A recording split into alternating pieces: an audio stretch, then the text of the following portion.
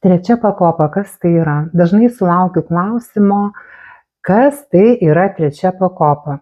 Kaupimas trečioje pakopoje, ar tai yra tas pats, kas antra pakopa, ar kažkas panašaus, tai panašumas yra gal tik tas, kad kaupiama ilgesnį periodą. Taip nėra, kad jeigu aš noriu kitais metais turėti kažkiek tai pinigų, tai trečia pakopa ne tas finansinis įrankis. Tai mažiausiai 5 metams turi susikaupti ir tiesiog atsidėti reguliariai kažkokią tai pinigų sumą.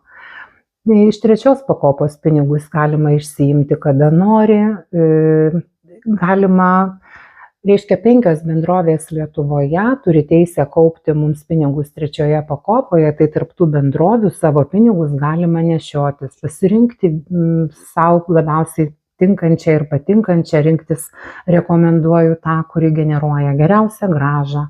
Pasižiūrėti Lietuvos banko puslapyje, jeigu nori, galime asmeniškai susitikti ir apie tai pasikalbėti nuotoliu.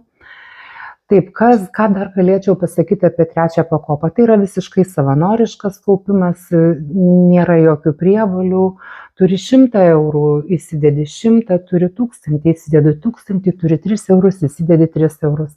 Bet žinoma, rekomenduoju pastovią sumą, gavau pinigus, iš karto persivedu į trečią pakopą arba sudarau e-sąskaitos sutartį ir tiesiog automatiškai būna nuskaičiuojama, nes tas reguliarumas duoda geriausią rezultatą.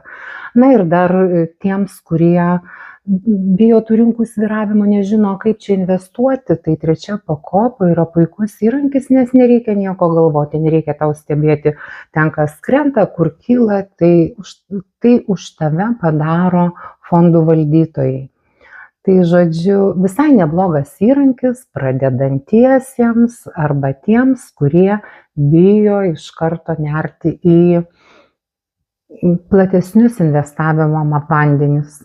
Tai protingų sprendimų.